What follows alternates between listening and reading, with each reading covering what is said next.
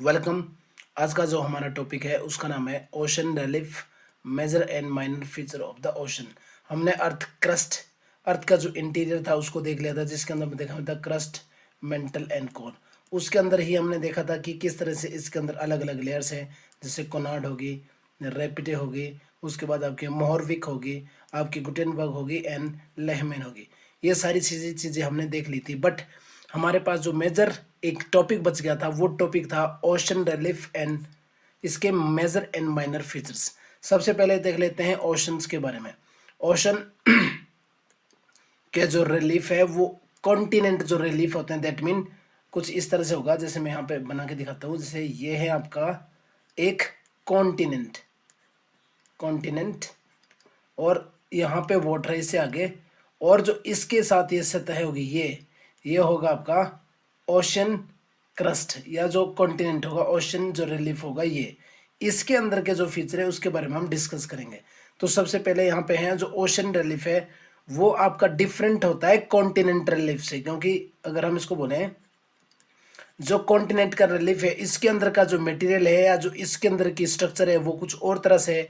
यहाँ पे अलग अलग स्ट्रक्चर हम देख सकते हैं, और ओशन के अंदर का जो एरिया है उसके अंदर किस तरह से होती है उसके बारे में स्पेशल है। तो यहाँ पे जो सेकंड पॉइंट है उसके अंदर लिखा है कि जो ओशन क्रस्ट है वो सिर्फ 60 to 70 million years ago form हुआ है। इवन जो आपका कॉन्टिनेंट क्रस्ट है उसकी जो बनने की प्रोसेस है वो लगभग 1 बिलियन ईयर्स अगो का है, लगभग इससे 30 मिलियन ईयर्स अगो पहले का कॉन्टिनेंट आए। उसके बाद इसके ऊपर वाटर, एंड वाटर के बाद जो ओशन क्रस्ट बना है, इसीलिए इसकी डेट जो वेरिएशन है वो अलग अलग है। उसके बाद हमारे पास जो मेजर है कि हमारे पास जो ओशन है वो लगभग 4 है, बट नाउ एक और फिफ्थ ओशन ऐड किया गया जिसको बोलते हैं सदर्न ओशन। तो हमारे पास जो मेजर ओशन है वो हो गए Pacific ocean, Indian ocean, Arctic ocean, Atlantic ocean and southern ocean. ये हमारे पास हो गया लगभग बेसिक एक डेटा हो गया ओशन से रिलेटेड। अब यहाँ पे डिफरेंट काइंड के क्वेश्चन बन सकते हैं। आपके पास लिखा होगा कि see the following statement about the oceans and these are the another factor, और वहां पे आपको देखना होगा कि उसके अंदर किस तरह से के क्वेश्चन वहां पे बनते हैं। ओके, नाउ यहाँ पास सबसे पहले जो हमारे पास है ओशन रिलीफ के जो फीचर है उसके अंदर क्या है, हमारे 5 मेजर ओशन है। मैंने बता दिया आपको, पैसिफिक हो गया, इंडियन हो गया, अटलांटिक हो गया, और आपका इंडियन, पैसिफिक, अटलांटिक और सदर्न ओशन और आर्कटिक। जो ये सारी सारी चीज़ें हमने पहले देख ली कि किस तरह के जो 5 मेजर ओशन है। उसके बाद हमारे पास क्या है कि जो वेरियस सीज हो गए इसके अंदर हमारे पास कल्फ हो गए, बेज होगी और इनलेट पार्ट हो गए। इसमें क्या होगा, जैसे कि यहाँ पे दिखाया है, हमारे पास सीज हो गए, छोटे छोटे समुद्र हो गए, उसके बाद गल्फ्स हो गए, खाड़ियाँ वगैरह होगी, बेज होगी जहाँ पे जैसे बंगाल की खाड़ी वगैरह वो चीज़ें, और फिर हो गए इनलेट पार्ट, जैसे कि हमारे पास कोई स्पेसिफिक आइलैंड हो गया या वोल्केनिक वहाँ पे जो एक्टिविटी होती है उससे रिलेटेड। फिर जो मेजर इसके पोर्शन है वो क्या है आपके, वो लगभग 3 to 6 किलोमीटर के साथ स्टार्ट होता है। जो ओशन के मेजर पोर्शन होंगे वो कैसे होंगे, यहाँ पे जो ओशन के हमारे पास मेजर पार्ट रहेगा वो लगभग 3 to 6 किलोमीटर डीप से स्टार्ट होता है। उसके बाद जो ओशन फ्लोर होगा वो रग्ड होगा, और वर्ल्ड के जो लार्जेस्ट माउंटेन की रेंज होगी, और डीपेस्ट जो ट्रेंचेस या जो लार्ज प्लेन्स है वो रियल में सी के बिलो है या ओशन के नीचे का जो एरिया है लगभग 3 to 6 किलोमीटर के बीच, उसके नीचे ही आपको जो सरफेस मिलेगा। उसके ऊपर क्या है, वर्ल्ड की सबसे ज्यादा जो माउंटेन्स की रेंज होगी, इसके नीचे माउंटेन्स की रेंज होगी, डीपेस्ट ट्रेंचेज होंगी, बहुत गहरी गहरी यहाँ पे ट्रेंचेज होगी, और बहुत लंबे लंबे यहाँ पे प्लेन भी होंगे जो ओशन रिलीफ के नीचे होगा। फिर यहाँ पे कितने टाइप के हमारे पास जो ओशन के नीचे का जो सरफेस होगा वो हो सकता है, किस किस एक्टिविटी की वजह से वो फॉर्म हो सकते हैं। तो उसमें सबसे पहले है टेक्टोनिक एक्टिविटी, जिसमें हम देखेंगे मूवमेंट ऑफ प्लेट, क्या बोलेंगे, मूवमेंट ऑफ प्लेट्स, जिसमें जो डिफरेंट डिफरेंट प्लेट्स है उसकी मूवमेंट की वजह से जो उसके अंदर फॉर्म हो गए। वॉल्केनिक एक्टिविटी के अंदर होगा जहां पे हमारे पास लावा वगैरह निकला होगा, उसकी वजह से जो स्पेस सरफेस के ऊपर या जो सी के अंदर ही किसी तरह की शेप्स बनी होगी वो। और है डिपोजिशनल, जैसे कि डिफरेंट रिवर्स समुद्र के पास आती है जो ओशन के अंदर आएंगी, तो उसकी वजह से जो डिपोजिशन होगी उसके अंदर, उसकी वजह से भी उसके जो बनने का प्रोसेस है रिलीफ का उसके अंदर वो वेरी करता है। फिर हमारे पास है यहाँ पे कि मेजर ओशन जो रिलीफ है वो रियल में है क्या। सबसे पहले हमारे पास होगा कॉन्टिनेंटल, सबसे पहले जो हमारे पास होगा वो होगा हमारा कॉन्टिनेंटल शेल्फ। सबसे पास हम पहले हमारे पास है कॉन्टिनेंट शेल्फ, फिर हमारे पास होगा कॉन्टिनेंटल स्लोप, उसके बाद हमारे पास होगा डीप सी प्लेन, और फिर होगा हमारे पास ओशियनिक डीप्स। ये हमारे मेजर पार्ट हो गए। अब इसको अंडरस्टैंड करते हैं डायग्राम की मदद से कि किस तरह से जो आपका कॉन्टिनेंटल शेल्फ हो गया, कॉन्टिनेंटल स्लोप हो गया, डीप ओशन प्लेन हो गए, या आपके ओशियनिक डीप है गए, वो किस तरह से डायग्राम के थ्रू हम उसको अंडरस्टैंड कर सकते हैं। तो ये हमारे पास यहाँ पे डायग्राम है जिसमें ओशन से रिलेटेड यहाँ पे मैंने डायग्राम बनाया है कि किस तरह से वो उसके अंदर वो चीजें दिखाई देंगी। तो ओशन के जो मेजर फीचर होंगे उसके अंदर सबसे पहले कंसीडर करिए जो ये लेयर है जिसके ऊपर डॉट डॉट लिखे हैं, ये वाटर, ये इसके अंदर पानी रखा हुआ है, या जो समुद्र के नीचे का एरिया है उसके इसके ऊपर ये पानी है और इसके नीचे का ये एरिया इस तरह से दिखेगा। तो सबसे पहले जो हमारे पास जैसे ये लैंड हो गया, लैंड के बाद ये इस तरह से स्टार्ट हुआ पानी यहाँ से, तो यूं जो ये फर्स्ट कर्व है इसको बोलेंगे कॉन्टिनेंटल शेल्फ। यहां से यहां तक का जो एरिया होगा ये होगा कॉन्टिनेंटल शेल्फ। फिर उसके बाद धीरे धीरे जो यहाँ पे ये एक धीरे धीरे स्लोप आया है, उसी स्लोप को हम बोलेंगे कॉन्टिनेंटल स्लोप। जो कॉन्टिनेंटल शेल्फ के तुरंत बाद स्टार्ट होता है ये हो गया हमारा कॉन्टिनेंटल स्लोप।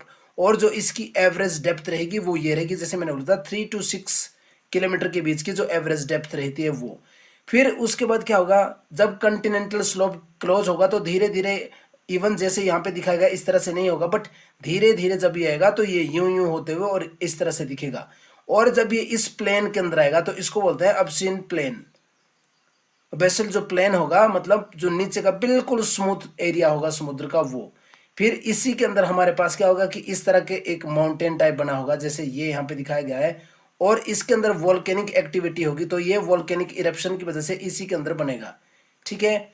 फिर इसी के अंदर छोटे माउंटेन भी हो गए जिसको हम बोलेंगे सी माउंट बोलेंगे, यहाँ पे जिस तरह से ये दिखाया गया है। फिर इसी बीच जिसे कि जो इसके लेवल होगा या लेंथ होगी वो बहुत ज्यादा होगी, तो क्या होगा कहीं कहीं पे मिड ओशियनिक रिज भी होगा। दैट मीन जो ओशन होगा वो इस तरह से टूटा होगा बीच से, इस तरह से यहाँ पे बहुत डीप डीप तक पानी होगा, बट ये दो डिवाइड के अंदर रहेगा इस तरह से रहेगा। तो उसी को हम क्या बोलेंगे यहाँ पे मिड ओशन रिज। उसके बाद यहाँ पे क्या होगा कि बहुत ही गहरी गहरी ये मिड ओशन रेंज हो गया, मतलब दोनों तरफ आपको दिखेंगी यहाँ पे छोटे छोटे माउंटेन्स की रेंज दिखेंगी, माउंटेन्स की आपको यहाँ पे रेंज दिखेगी। बट इसी के साथ जो ट्रेंचेज होगी वो ज्यादा गहरी होगी। इवन आपने सुना होगा कि जो मैक्सिमम गहरी जो ट्रेंच है वो लगभग 11 किलोमीटर की है, मेरियाना ट्रेंच है जो पैसिफिक ओशन के अंदर है। तो वो उस तरह की ट्रेंचेज है जो बहुत ही गहरी गहरी जगह है। फिर ये चीज सेम होगी यहाँ पे, ये दोबारा से कॉन्टिनेंटल शेल्फ होगी स्लोप। एक बार आप इस चीज को दोबारा से देख लीजिए कि किस तरह से। सबसे पहले जैसे ये होगा लैंड, ये बोलेंगे हम इसको कंसिडर करेंगे लैंड। लैंड के बाद जैसे ही यहाँ से ऊपर ये डॉट डॉट डॉट डॉट कर मैं यहाँ से वाटर दिखा रहा हूँ जैसे, इसको हम कंसिडर करेंगे वाटर। और वाटर के बाद जैसे ही आपको इस तरह से अंदर दिखेगा, इसी को बोलेंगे हम जो यहाँ से दिखेगा ये यहाँ तक, ये हो गया आपका कॉन्टिनेंटल शेल्फ। इसके बाद इसमें जो ये नीचे को एक ढलान आपको दिखेगा इसको बोलेंगे स्लोप, इसको बोलेंगे हम कॉन्टिनेंटल स्लोप। और स्लोप के बाद धीरे धीरे ये ओशन के सरफेस के साथ मैच करेगा जिसको बोलेंगे अबैसल प्लेन्स। ये होंगे इसके प्लेन जो सबसे स्मूथेस्ट और एरिया होगा इसका। फिर उसके बाद क्या होगा, यहाँ पे मिड ओशन ट्रेंचेज होगी जैसे मैंने यहाँ पे दिखाया, यहाँ पे ट्रेंचेज होंगी और यहाँ पे सी माउंट भी होंगे। इसके अंदर छोटे छोटे माउंटेन्स की रेंज हो सकती है। कुछ माउंटेन्स ऐसे होंगे जो सी सरफेस से ऊपर होंगे, वो वोल्केनिक इरप्शन की वजह से ऊपर आए होंगे। और फिर दूसरा क्या होगा कि कुछ माउंटेन ऐसे भी होंगे जो अंडर वाटर ही वहां पे रहेंगे। तो ये मेजर फीचर है इस तरह से कि किस तरह से इसके अंदर होता है। अब एक एक करके हम इन चीजों के बारे में समझेंगे कि इसके जो फैक्टर है वो किस तरह से है, जो इंपॉर्टेंस क्या है। सबसे पहले हमारे पास हम यहाँ पे बेसिक देख लेते हैं कि किस तरह से ये चीजें यहाँ पे वेरी करी है।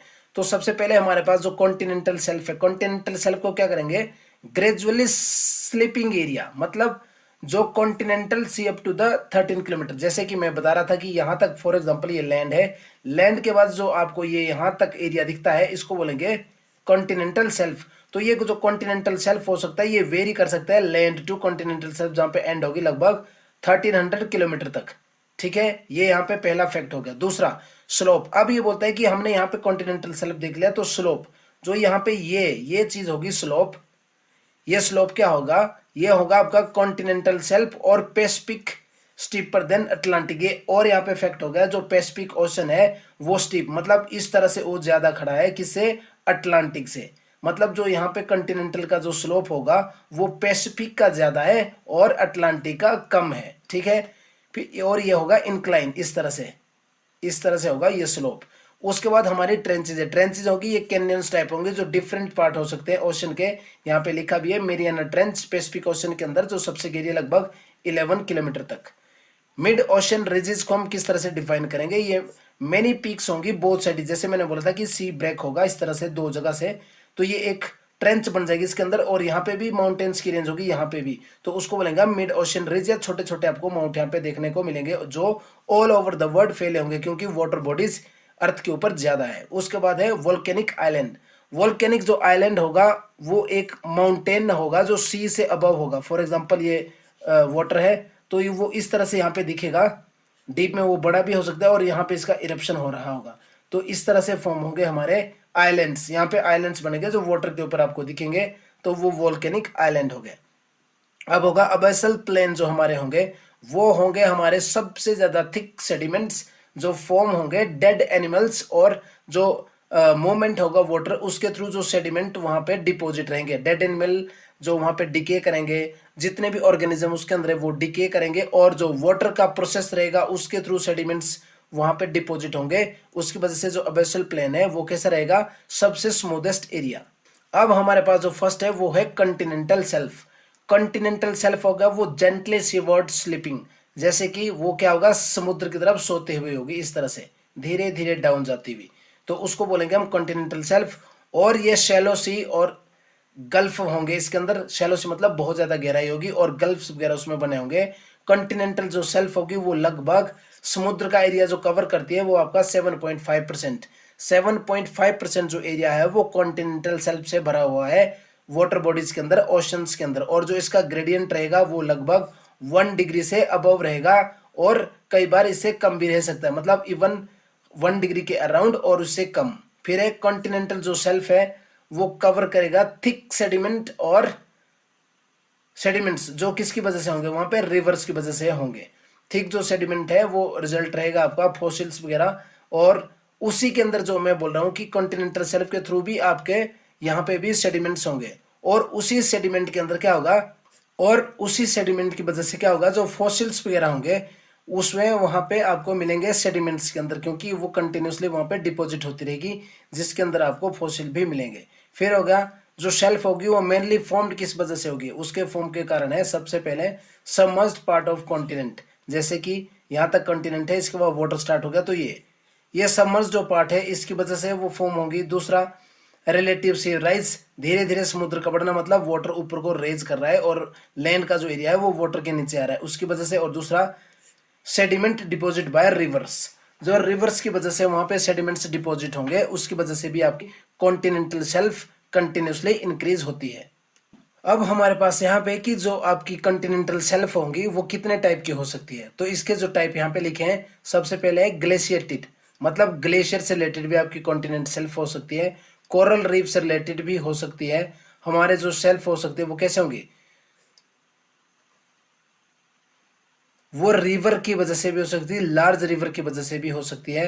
वो शेल्फ हो सकती है डेंड्रेटिक रिवर की वजह से, जो रिवर इस तरह से आती हो चारों तरफ से यूं फैली गई हो उसको बोलते हैं डेंड्रेटिक रिवर। और दूसरी क्या सकती है, शेल्फ हो सकती है यंग रिवर, यंग रिवर के थ्रू भी हो सकती है। तो अब यहाँ पे किस तरह से ग्लेशिएटेड जो आपको शेल्फ मिलेगी वो मिलेगी ग्रीनलैंड के अंदर। कोरल रीफ से रिलेटेड जो शेल्फ मिलेगी वो क्वींसलैंड ऑस्ट्रेलिया के अंदर आपको मिलेगा। जो शेल्फ लार्ज रिवर की वजह से बनी हुई है वो है निवल, जो नाइल डेल्टा है उसके करीब नाइल रिवर के ऊपर। और जो डेंड्रेटिक रिवर है वो है हुडसन रिवर, इसका परफेक्ट एग्जांपल है। और जो यंग रिवर है जिसमें हवाई आइलैंड के पास भी यहाँ पे ये शेल्फ इसके अराउंड बनी हुई है। अब हमारे पास है कॉन्टिनेंटल स्लोप।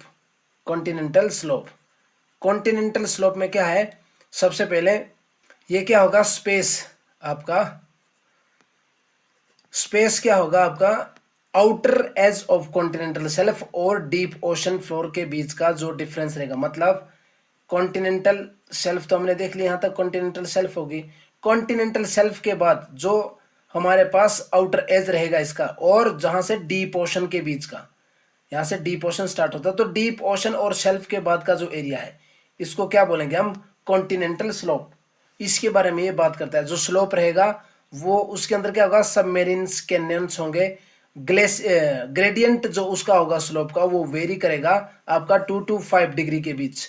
जो इसका 2 to 5 के बीच इसका ग्रेडियंट वहां पे वेरी करेगा। और जो इसकी डेप्थ एक्सटेंट रहेगी वो रहेगी 180 to 3600 मीटर्स, मतलब 3.6 किलोमीटर के अराउंड इसकी जो डेप्थ रहेगी वो रहेगी। और जो सी लाइफ है वो लेस होगी शेल्फ के मुकाबले, मतलब जो लाइफ यहाँ पे आपको कॉन्टिनेंटल शेल्फ में मिलेगी वो स्लोप के अंदर नहीं मिलेगी, मतलब इसके अंदर वहां पे एक लिटिल वेरिएशन है।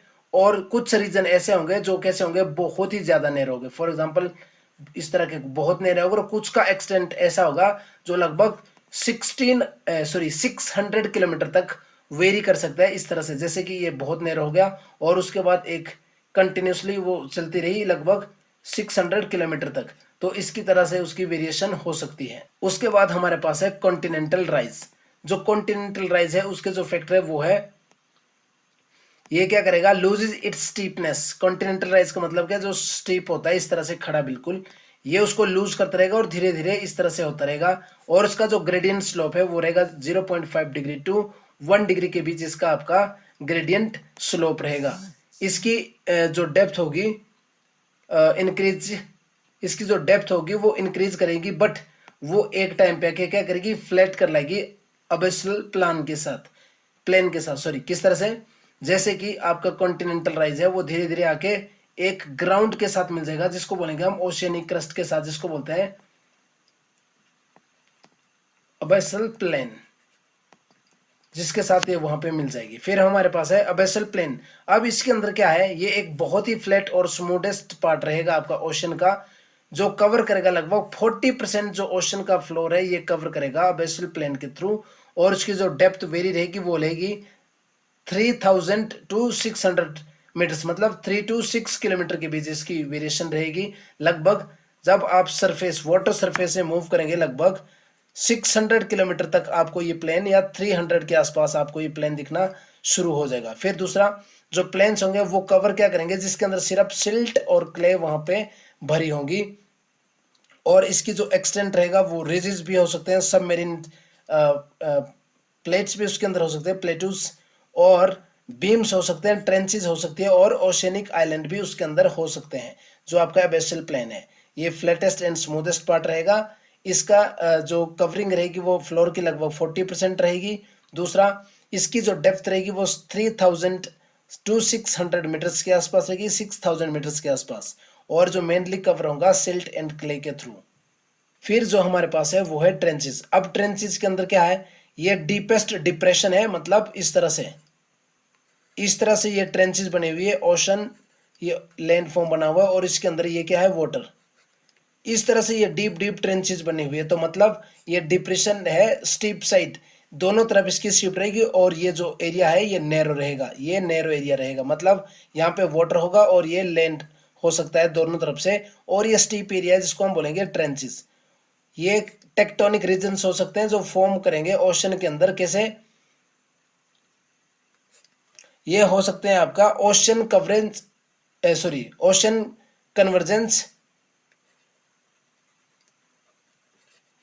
ओशन कन्वर्जेंस, और या हो सकता है कॉन्टिनेंटल कन्वर्जेंस के थ्रू, जो इसके अंदर ये इस तरह से होगा। इसकी डेप्थ रहेगी 3 to 5 किलोमीटर्स, मैक्सिमम हो सकती है 11 किलोमीटर तक, जो मेरिना ट्रेंच के पास आपको मिलेगा। फिर जो ट्रेंचेस होगी वो रिच और पैरेलल होगी फोल्ड माउंटेन और आइलैंड के आसपास।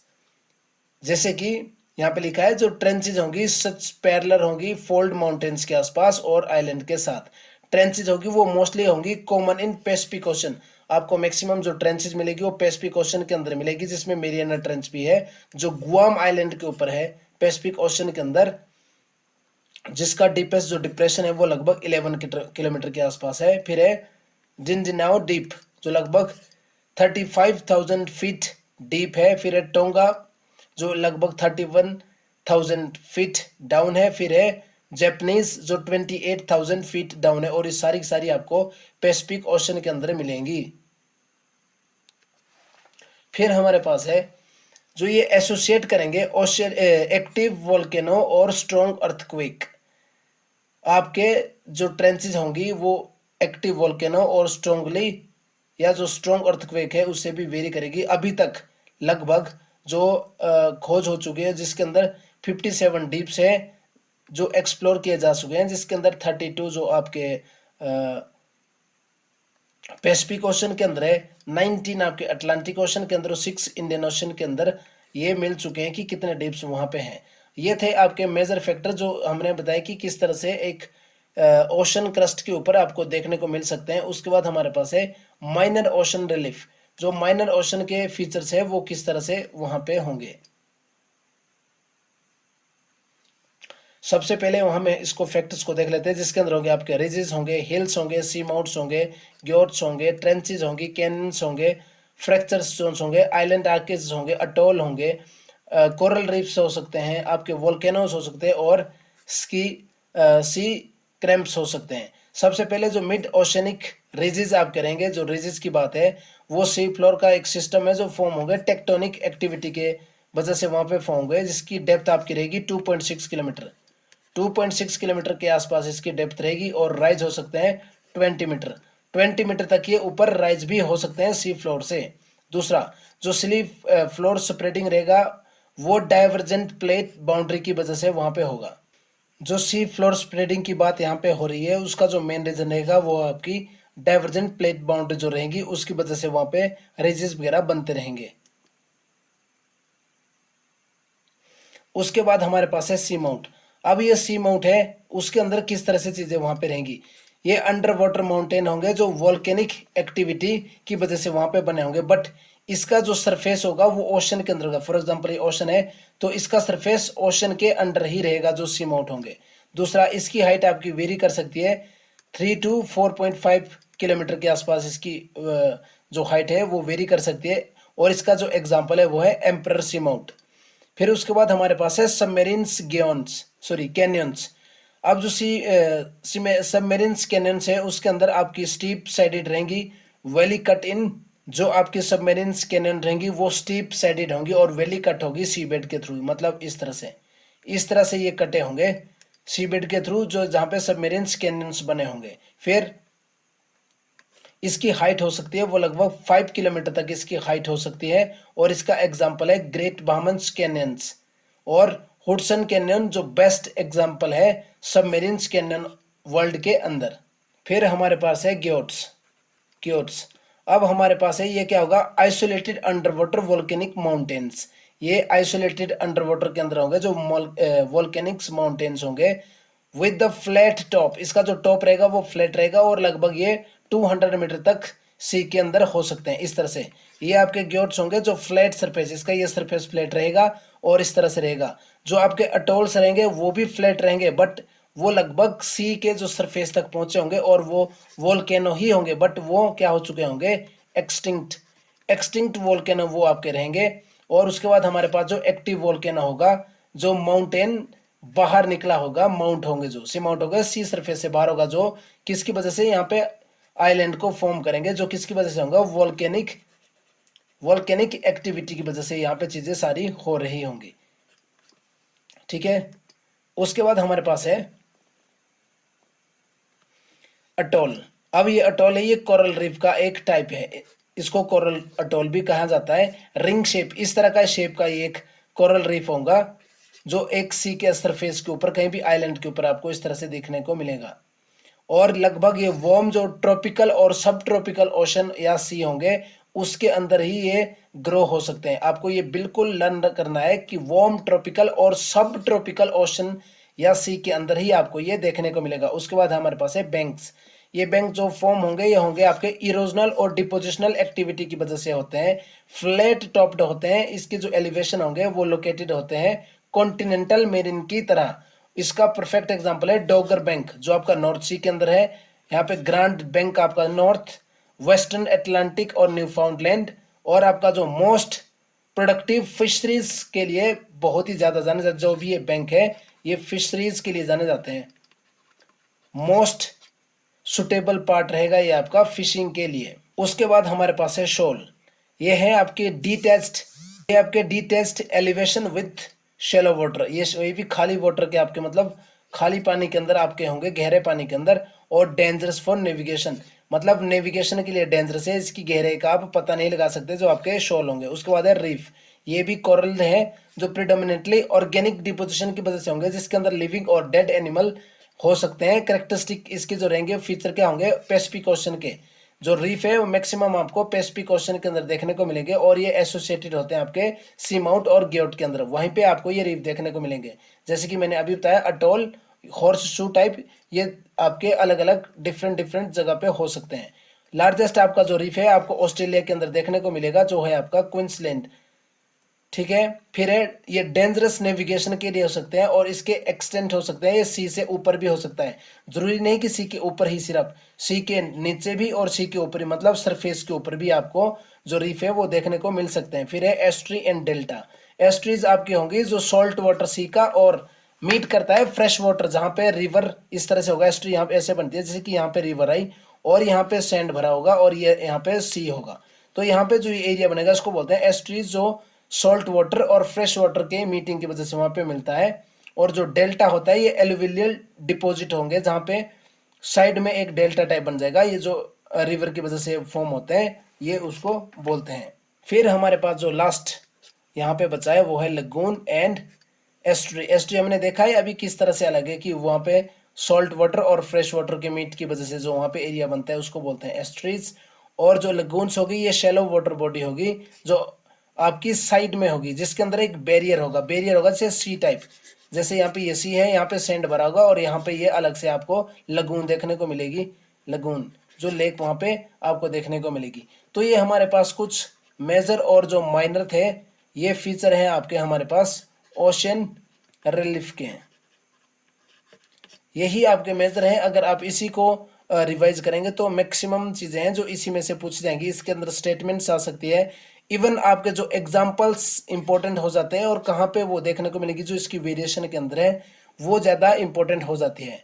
तो इसके ऊपर भी जब ये कंप्लीट हो जाएगा और लर्न कर लेंगे तो इसके ऊपर भी हम जी फॉर्म देख लेंगे, जिसके अंदर क्वेश्चन को एक बार मैं क्वेश्चन बना के दूंगा ताकि ये देखा जा सके कि क्या आपको क्वेश्चन लर्न है या आप इसको गेन कर पा रहे हैं, कि किस तरह से आप इसको यूज करेंगे, जितने भी मैंने यहाँ पे पॉइंट्स इसके अंदर डिस्कस किए हैं।